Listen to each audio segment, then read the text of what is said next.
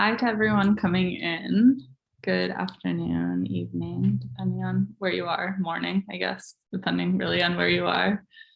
Yeah, it's a webinar, so if you're in the audience, you won't be able to see yourself on screen. Thank you for the clarification and bearing with the technological gaps.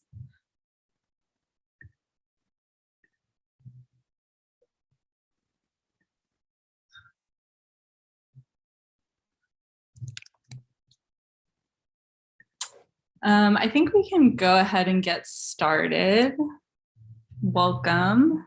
I'm Claire Schwartz. I'm the culture editor of Jewish Currents, and I'm so grateful to gather for the first event in the politics of literary practice, a series of 3 events exploring the relationships between literary form and social meaning. We begin here this evening with a conversation on poetry and freedom movement.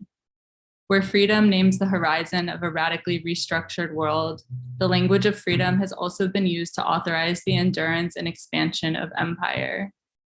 While the price of freedom and security is high, it is never too high, George Bush said in the first State of the Union just months after 9/11, concluding the sentence where he called for the largest increase in military spending in 2 decades. Oh no, you can't hear me. Can you hear me? Some people can hear me. Okay. Sorry to those of you who can't. This imperial calculation is familiar. As the poet Salmaz Sharif writes, language is among the first casualties of war. The maiming and obliteration of language preempts and attempts to excuse the maiming and obliteration of bodies.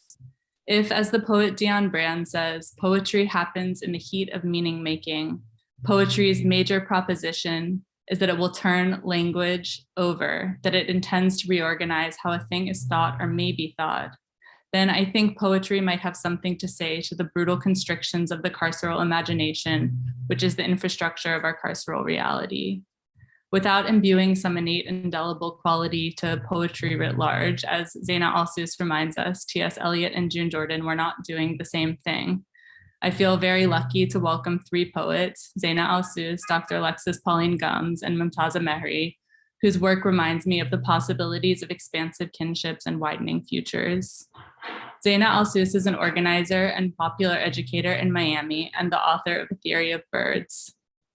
Alexis Pauline Gumbs, PhD, is a Black feminist love evangelist and an aspirational cousin to all life and the author of the forthcoming The Eternal Life of Audre Lorde. Alexis is also the author of Undrowned, Black Feminist Lessons of Marine Mammals, Dub, Finding Ceremony, M Archive After the End of the World, and Spill, Scenes of Black Feminist Fugitivity. Mumtaza Mehri is a poet, essayist, and independent researcher. Her latest pamphlet, Doing the Most, the Least, was published by Goldsmiths Press. We'll begin with a reading from each of the poets. They'll each share a poem of their own that holds some of the questions animating tonight's event, and then we'll move into a conversation. Since we're not sharing physical space, please do make use of the chat. I think that's where a lot of the feeling of gathering can take place, and thank you to those of you who are already doing that. And as you're listening, please also do add your questions to the Q&A box. I hope we'll be able to address a few at the end, but regardless, I think a spirit of questioning can be a generative posture of listening. So please do take advantage of that too. So without further ado, I will pass it over to Zaina, who will get us started with the readings. Thanks, Claire. Honestly, really honored to be here. My work is only in existence because it's in conversation, and it's indebted to so many other voices and hands and living beings, and certainly Alexis being one. And so just really looking forward to this conversation and appreciate those who are listening and present. I am going to be reading a poem titled, What is to be Done? When asked why here, Mao said, we didn't pick it. Here is a slab of if. Here is a set of appropriate roles armed in cinema, armed against no one was here. I see you, us, someday. Our arthropod utterance. Intention alone is not dialectical or petroleum or vaccine patents. Is it too late for analysis? What filled me with the limbs of little girls, plumes of suicide, what fed my grandparents rotting vegetables, rationed in the camp of illegal flowers. Unrepentant, sunlight can lay eggs like a spider mother, a season before death. Love has ruined my life. Love made useful by class, remnants of murdered trees, imaginary debts, translated into adhesive, anemone venom, green slippers at the portal of beetles. I have come to terms with failure as a contrabass in the spine, implacable echo of goddamn. I still love the people more.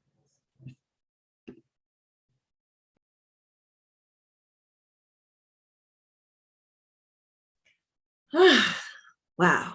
Thank you. Thank you, Zaina. Thank you, Claire, for inviting me. And this is from my book, Dove.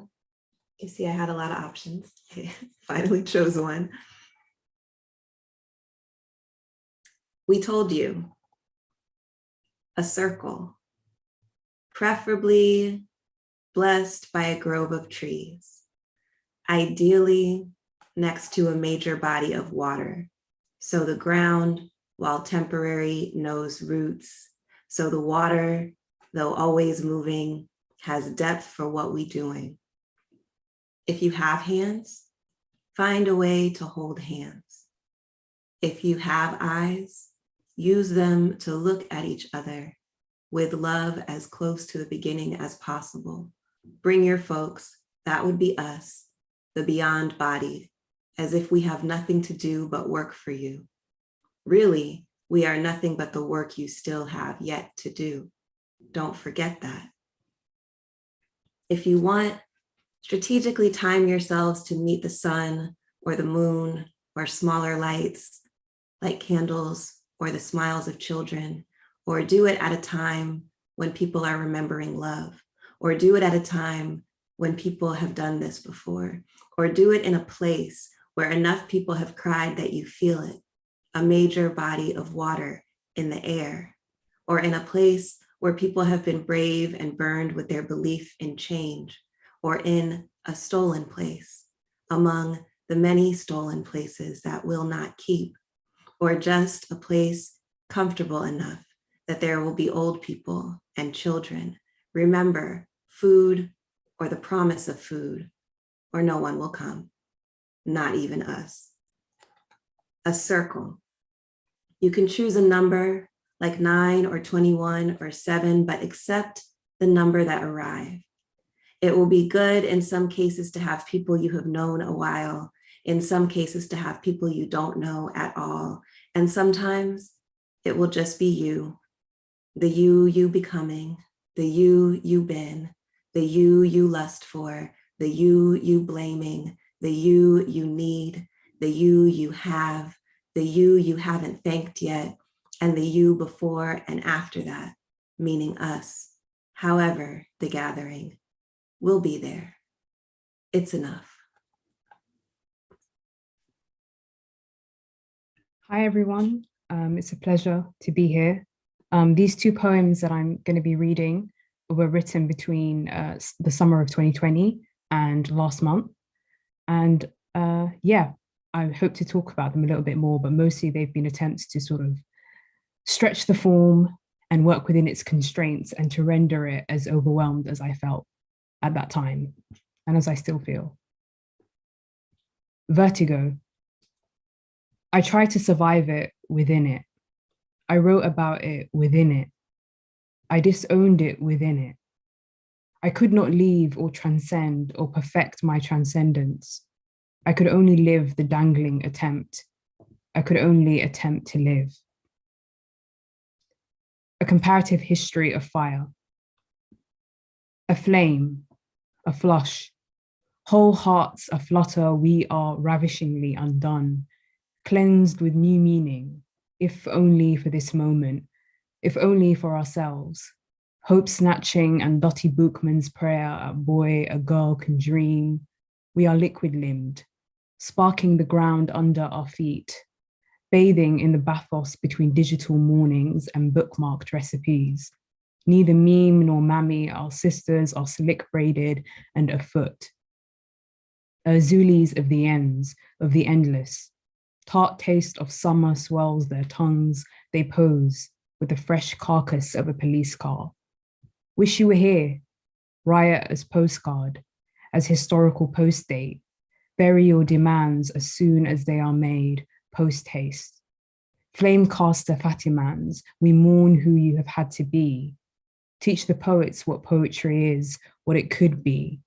Bussa bussa bus case. Case being the world, being the condition, being the contours of mass misery, moving, always moving, masked and gorgeously inadequate. Ancestors file their manicured nails, shoot dice, share bad jokes, eat perfectly round peaches. They have earned the right to be left alone, the luxury of choosing when to strike and when to rest. They watch us watch crackling screens in peeling alleyways from our lonely lodgings, our parochial plantations, our respective Babylons. Unfreedom is so boring. We bear it like ants tortured by bored children, an ugly brooch of an inheritance. A lit match licks the lip of a field. By its light, we undress all pretensions. What others call our worst is usually our best. We own everything we can see and nothing we can touch.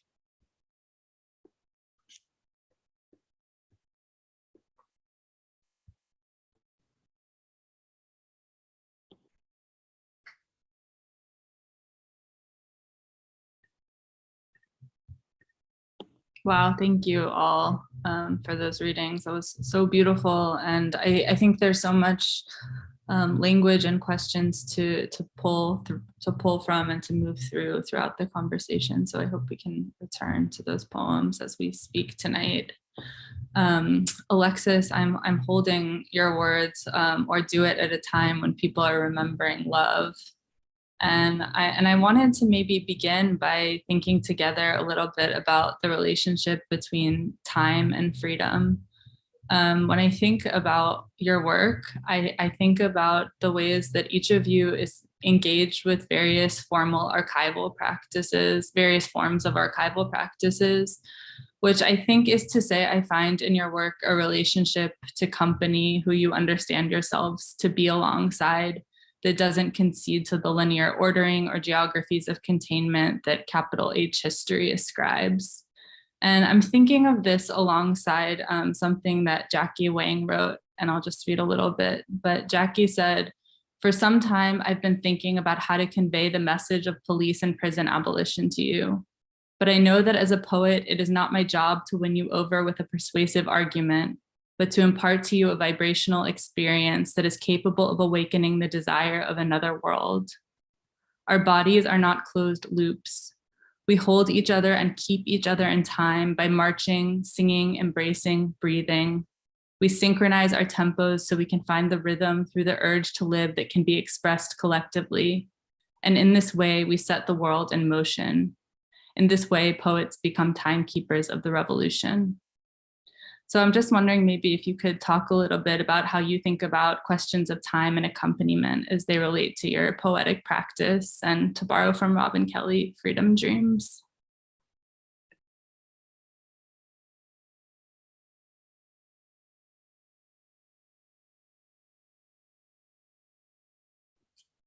I'll go first. I think for me, it's interesting that you sort of mentioned this sort of imposed linearity, right? Or this idea that that these different forms of poetry, or perhaps poetry that accompanies or, you know, at its best complements freedom movements, and tries to match, their vigor and the tenor of the movements occurring on the streets. I think for me, these various poetic traditions spill into each other. I don't find that there's any distinction between them. And even as you mentioned, in my own sort of archival practice, it's very important for me to collapse those distinctions, because I think their very existence is a testimony to how enclosed our dreams can be, right? And to these barriers that are put up to sort of diminish solidarity. So for me personally, I try to bring this criticality, but also, I guess, this real awareness that the kind of constraints that the role of the poet, or perhaps the challenges to embracing that role, but also to like what it actually means to be that mouthpiece, right? How those kind of have played out in different historical periods across different poetic traditions. For example, for me, I just think of how, the kind of the full gamut of sort of Somali women's poetic traditions, right, can range from something like the kind of poetry that complemented the liberation movements and the anti-colonial movements and that kind of post-independence moment, to the kind of poetry that was disseminated during the Civil War that really praised warlords and mass murderers. And that literally provided a soundtrack to slaughter.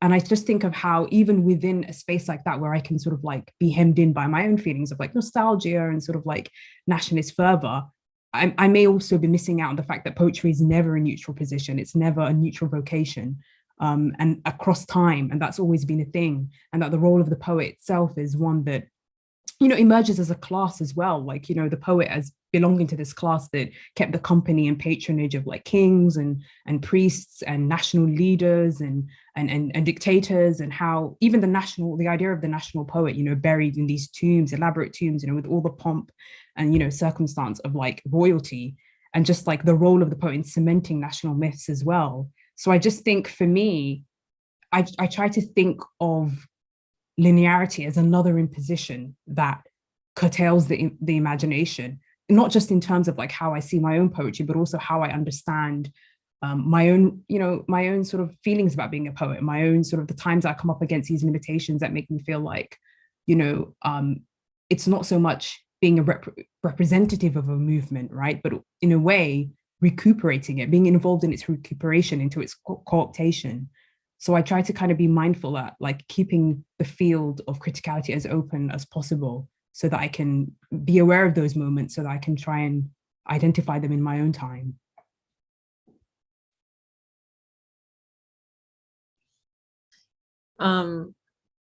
That was so beautifully put. Thank you for sharing that, Mumtaza. I deeply resonated with a lot of what you were sharing.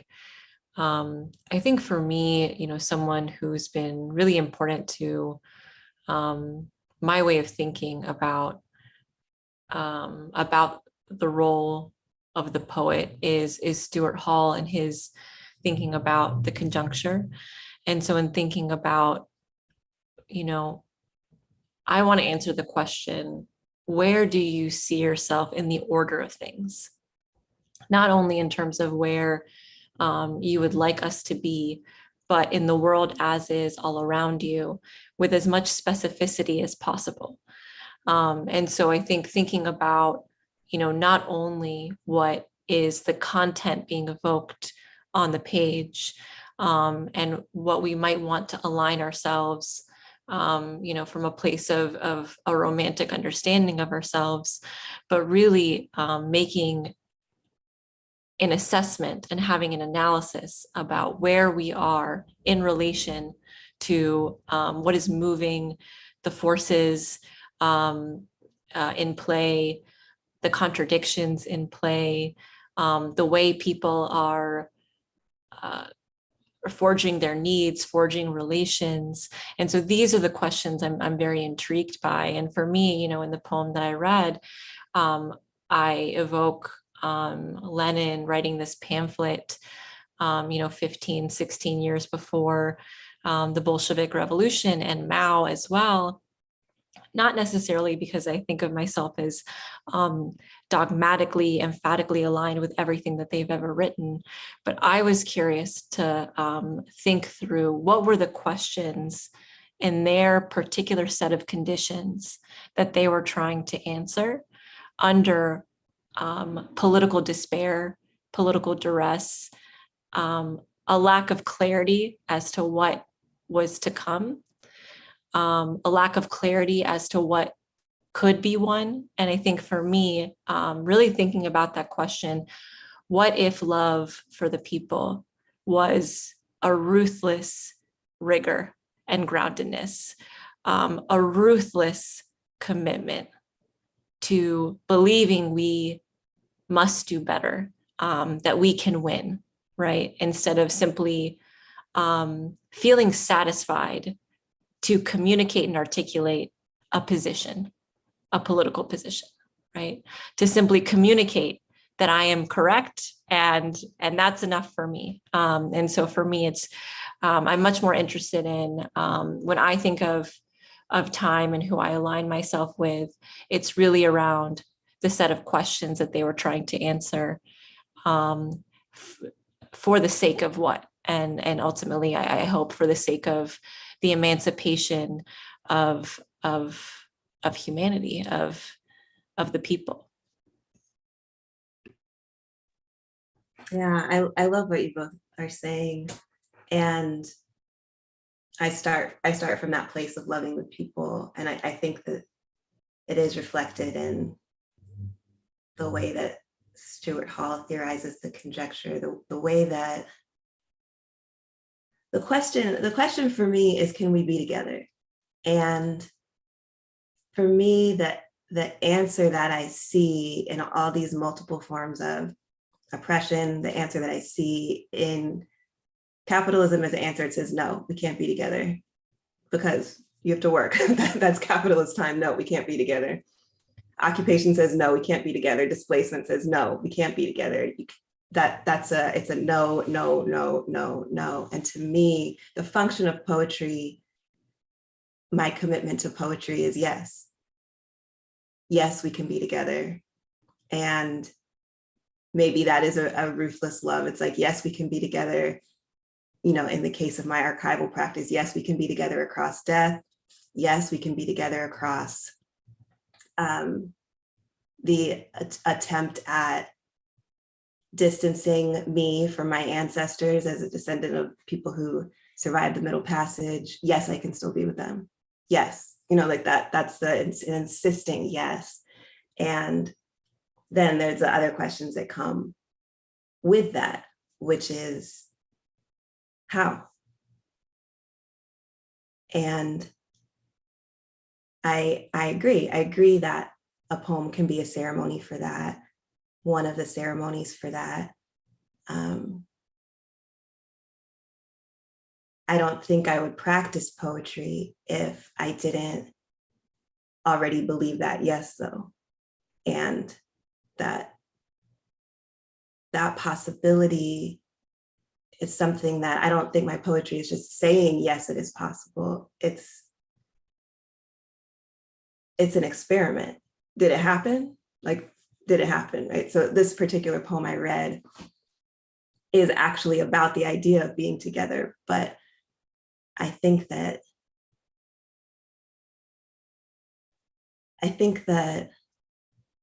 for me, poetry is also a practice of how can we be together? How can I be with you?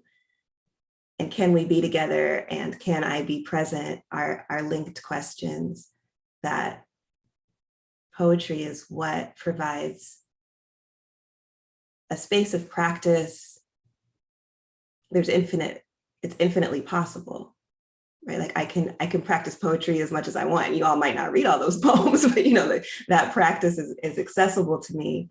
And I practice it in the way that I do, which is a lot and is daily and is constant, because I want to be with you rigorously.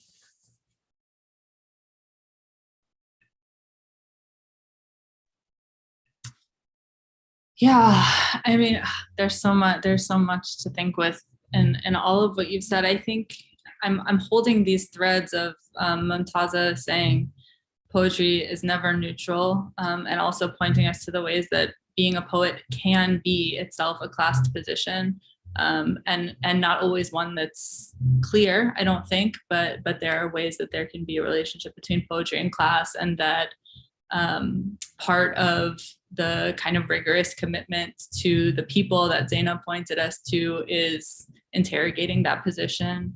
And then Alexis, also the yes, we can be together as a belief and a proposition that poetry, might point us toward. But I'm also thinking about the kinds of tensions that are coming up, and I'm thinking again with Dionne Brand, and in particular with On Poetry, and I wonder if I might just read a little bit, and we could kind of be with our language, because I think it's speaking to so much of what you're saying. But Brand writes, "But if I can give myself a moment, I can say it's been a relief to write poetry. It's been room to live." She continues, "I've had moments when the life of my people has been so overwhelming to bear that poetry seemed useless. And I cannot say that there is any moment that I do not think that now. At times it has been more crucial to wield a scythe over a high grass in a field in Marigot. At times it has been more important to figure out how a woman without papers in Toronto can have a baby and not be caught and deported. At times, it has been more helpful to organize a demonstration in front of a police station at Bay and College Streets. Often, there's no reason whatsoever to write poetry. There are days when I cannot think of a single reason to write this life down." And later still, she writes, "Poetry is here, just here, something wrestling with how we live, something dangerous, something honest." And I feel I always come back to this text because Brand doesn't either resolve the tension between this desire to write poetry and the urgency to participate in meeting material needs. And she also doesn't jostle them into any kind of proportion. I think they both exist totally, which is not to say equally, but just present alongside each other. And I'm wondering if maybe you would talk a little bit about how the practice on the page and other forms of practice in the world, when there are so many forms of non-togetherness or unfreedom, exist in your own various forms of practice.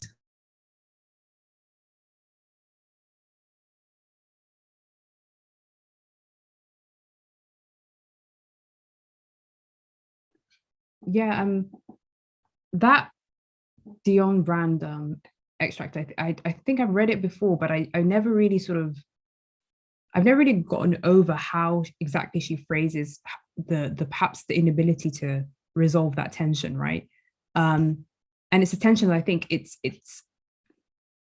necessarily there because the poet, or the role of the poet, is just another category that contains, inherent contradiction. So I don't think it's necessarily particular to poetry, but I think sometimes we can want poetry to do more than it can, right? And I think maybe sometimes I think perhaps it's this is something that poets within the Anglosphere struggle with a little bit more, because I sometimes, I've been like in conversations, where people, they go to different festivals, poetry festivals abroad and stuff like that, and even just engaging with different traditions globally.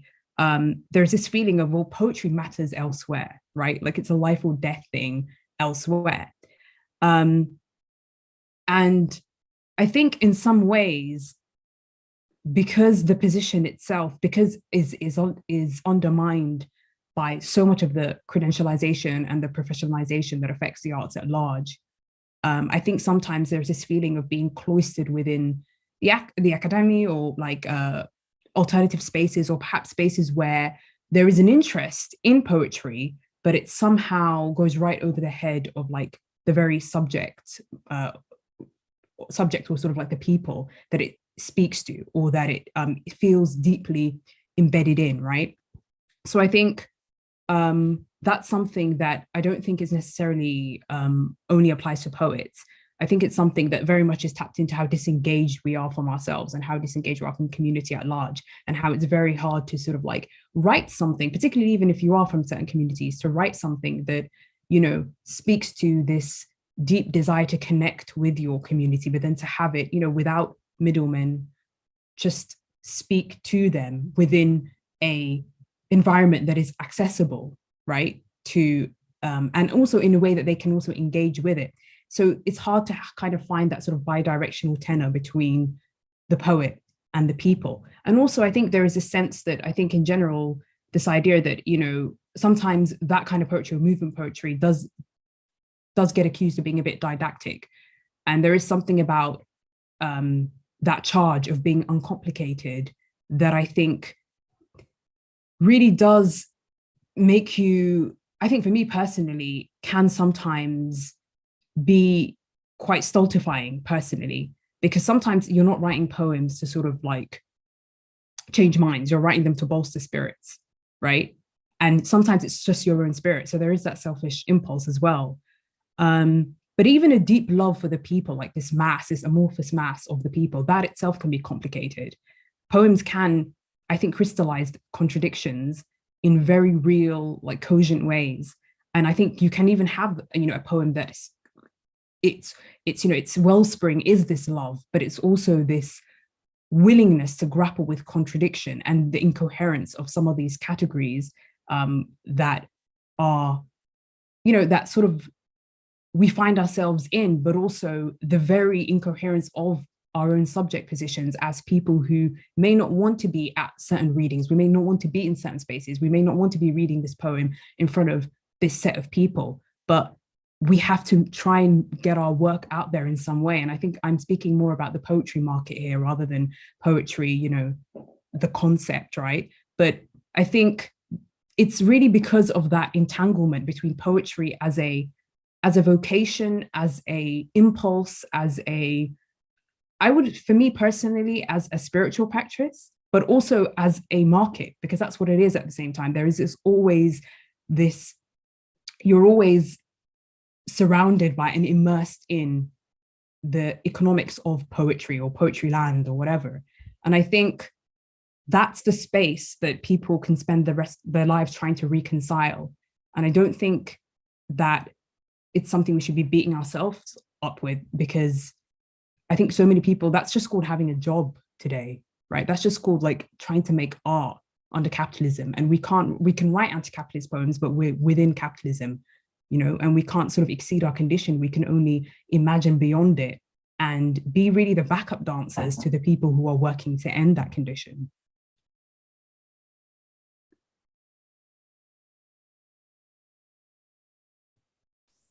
Yeah. I think this is why I'm very invested in the question, you know, what are the conditions under which you write? I think as a starting point.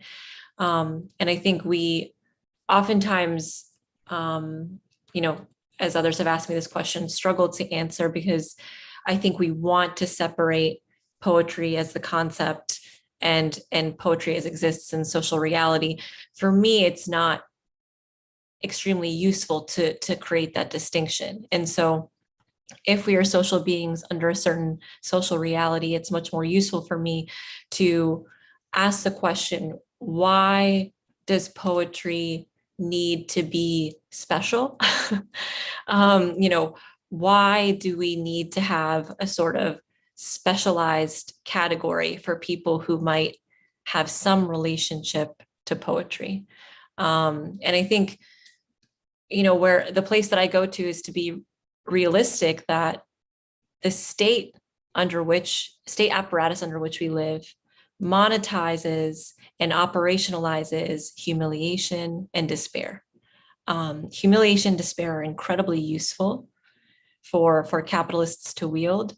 And in response, many of us, if not, you know, almost all of us, seek out sometimes categorization to identify what it is that makes us valuable, because it is so difficult for us to live and sit with inherent value.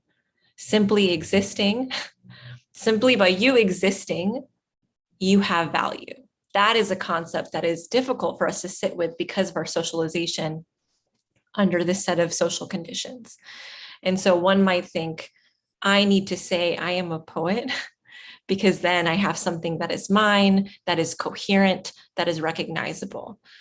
And to, I adore that essay from Dionne Brand. I reread it often. It resonates with me so deeply as someone who has profoundly grappled with the pain of that contradiction of wanting and wanting and wanting to write more and say more, and wield poetry because conceptually it does mean something to me, and not having enough time because of a set of social conditions of violence that invade our day-to-day lives.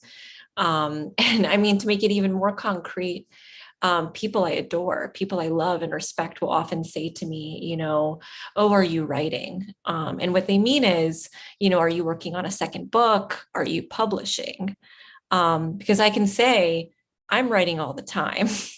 Maybe it's slogans on a sign and a banner. It's pieces of agendas in which I might be accompanying workers through a process of understanding. So I am certainly writing, but what do we mean, right? When we're saying what counts as writing, what counts as poetry? And I think the way that Dionne Brand ends that essay that is so beautiful is to actually get at the essential relation that she has to poetry in her life. And again, we return to specificity and we return to, can we be closer? Can we get closer?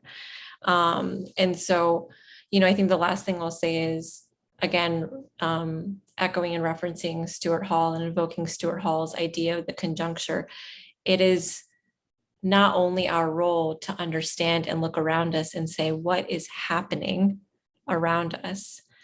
We have that form of assessment, that form of description, because we're also trying to answer what practices will help us rearrange the existing conditions so that we may get closer. And so for me, of course, poetry can be a part of that rearrangement, but it is never on its own, and it's never detached from a set of social relations and obligations. Yeah, I think I was thinking about my teacher, Fred Moten, and this moment where he said something very similar to what you just said, Zaina, about the practice of poetry and rearranging and transforming our sociality. And he said, that's why I'm so interested in poetry, which is not to say I'm interested in poets. And I think that, of course, it's shady, but it's also something that resonates deeply, and that I agree with. And maybe because a lot of people don't necessarily think I'm a poet, and I don't have a relationship to marketing my work as poetry. And different people say it's different things. I know it's my practice. I know there's poetics in all of it, because to me, that's about relationality. That's about the process of relation that Lucille Clifton, I think, was actually teaching her students, something that Mary Oliver said, anyway, it's on her syllabus, that for her, poetry is an ethical practice. Whether it's possible to say the right thing at the right time to the right person. And I feel that I'm always in that practice. And I'm not only in that practice when I'm working in language. I'm in that practice. I'm in that practice when I'm working with language. And there's absolutely a way that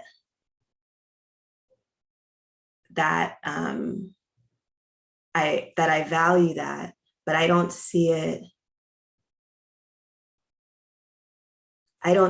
as something that is separate from anything that I'm doing. And part of what my writing has shown me, quite sometimes in ways that are really surprising to me and sometimes disconcerting to me, is that it's not separate.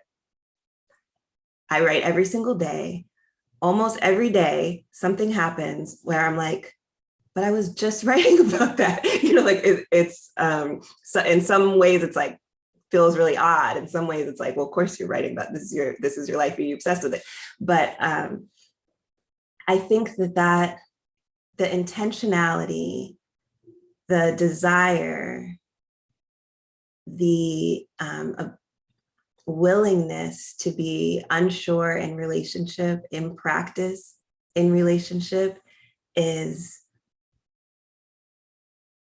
what I mean when I say poetic, which is not original. It's because this is what Sylvia Wynter says is the poetic, is the possibility of, in the overdetermined relation of capitalism and colonialism,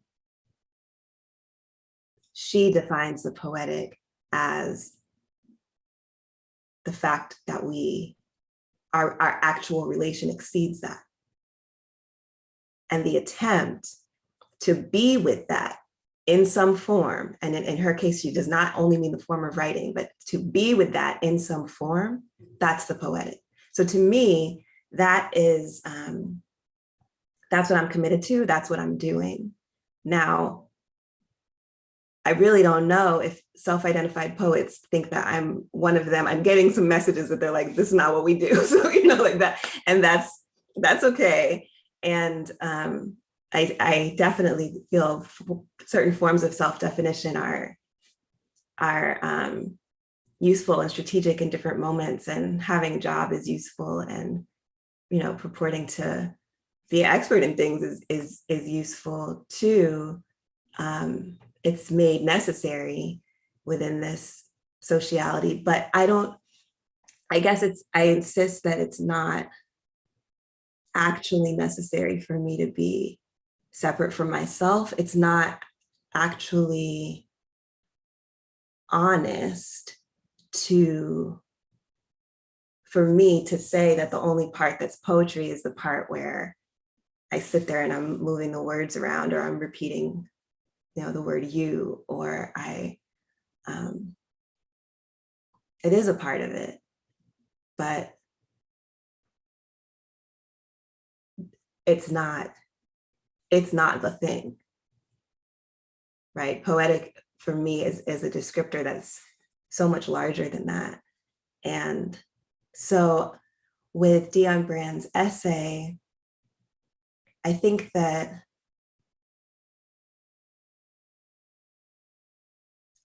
I read it as an essay about presence and the possibility of presence and the difficulty of presence. And it is difficult to be present to the reality that we're in, the violence that shapes that reality. And I hear a rigor in that essay about whether this practice, this poetic practice that she's involved in, that we're involved in, is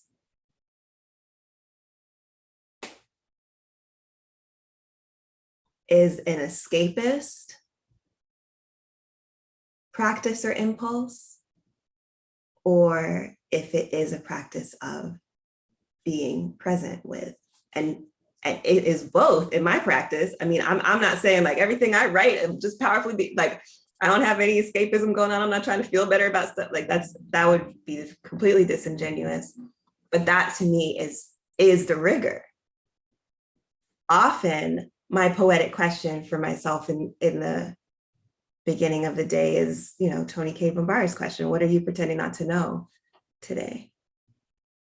What are you refusing to be present to today? Often the poetic practice around that is like looking myself in the eye in the mirror and being like, like what is it that, why don't I want to look myself in the eye today? What's the complicity there that I would rather not notice, but it's there. And so that's what I'll say. I think that that's a major part of what I learned from Dion Brand's work, is her entire body of work has been transformative to me because there are overlaps there, but there are aspects of my life, my mother's life, my grandmother's life, that I just was like, well, there's just no way to be present to that. There's no way we're going to be able to talk about that. There's no way that we're going to be able to be with that in any way that admits that we have agency in what we've been through. And I see Dionne Brand creating, I would call them, these ceremonies where, no, in its contradiction, there is a way to be with these things. And so now, you know, I'm no longer off the hook for what that means in my specific situation. So yeah, that's what that part of her essay makes me think about. Mm-hmm. Yeah, I'm gonna bring in some other voices because people have questions for you all. So Misha Schulman wants to know, what makes a poem political? What makes one not political?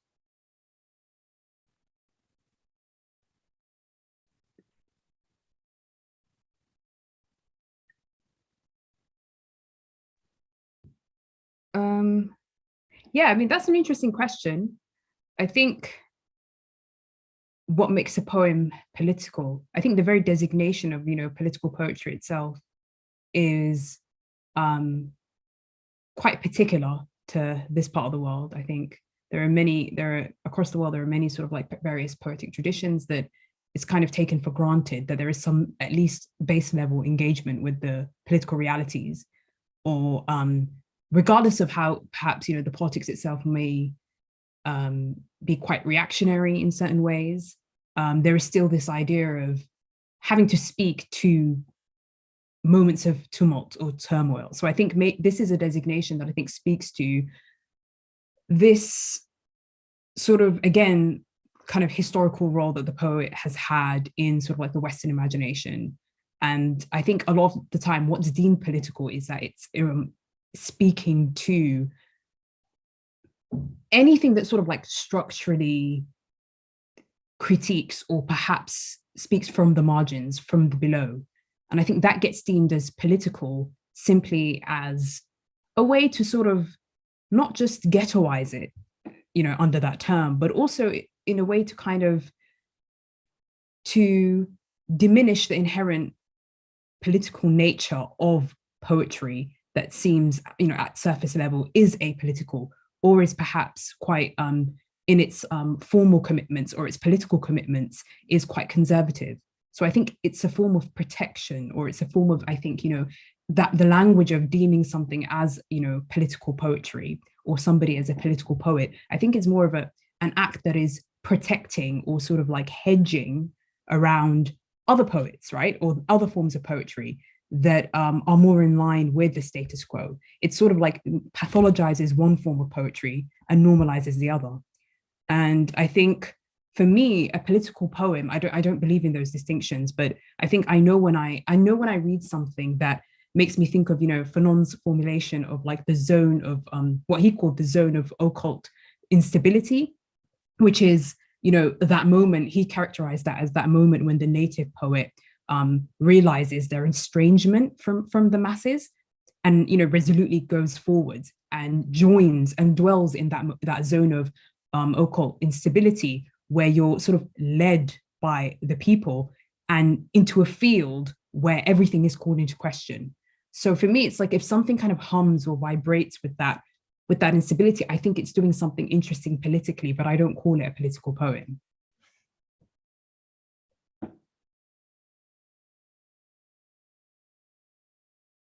I just fully agree with that. Underline. I get this question a lot, and and it is an interesting question conceptually.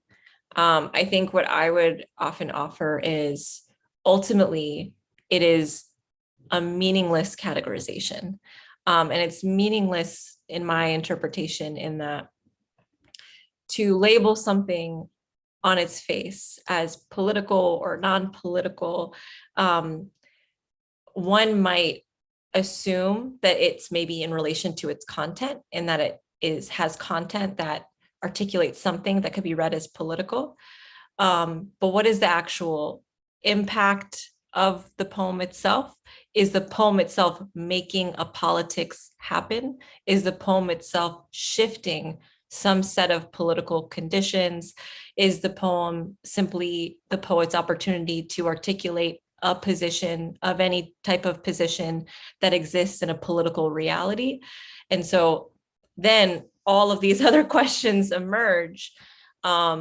And so what we tend to look for are patterns. And so patterns of what is designated political poetry, perhaps for a magazine that wants to sell magazines, that identifies itself as a political magazine with a certain historic perspective and ideological line. And we want to often read poetry or writing that speaks to us and the position that we identify with and are grappling with. But again, I'm much more interested in under what set of conditions is the writer writing? Because those set of conditions, to me, are almost always far more political than whatever is actually articulated. And I think that in looking at the poetry that's written by revolutionaries all over the world, people who have they themselves actually seen and participated in an insurgent event that changed the course of history. And the poem itself is terrible, right? I mean, really like poorly written, like just a few lines put together. So is that poem political? And so I think then again, I tend to return to, I'm not sure that's the question we should be asking. I think it's okay if we keep grappling with it, but I'm not sure if there's a satisfying answer.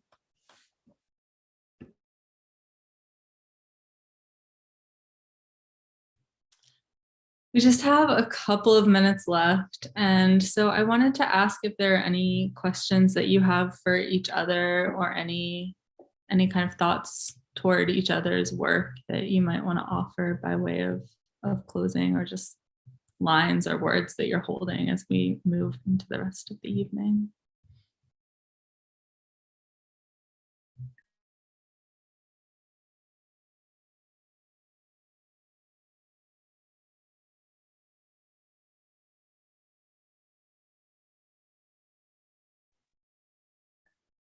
I guess I would just express my gratitude. I mean, the poems that both of you shared were so stunning and resonant for me. And I'm like, okay, and I want to read them and reread them and hear them and rehear them. So I'm glad this is on YouTube. I can listen again. There's so much energy moving through. And Momtaza, your specific invocations of energies and deities and ancestors is just, I'm like, whew, yes. And there's a way, I mean, Zaina, I've been reading your poetry a long time, and I'm so grateful for that. There's a way that you stack things that arrives with this weight that I am really feeling, that's palpable to me. What I would also say is, I mean, maybe everybody noticed this, we did not discuss with each other what we were sharing. And I really do feel like it was exactly, Zaina's like, where? We didn't choose. I'm like, here, this is the thing. and then moving to like the ancestors get to decide when they want to show up, like that it was, I was like, okay, so maybe they did decide that a certain type of energy strike was happening through us that we didn't even have to coordinate. And yet, so I feel really grateful to witness the miracle that each of you are. Claire, you as convener, Zaina and Mumtaza as magic beings, and just to be in the midst has been really, really beautiful, really, really energizing for me. Just want to echo, cosign.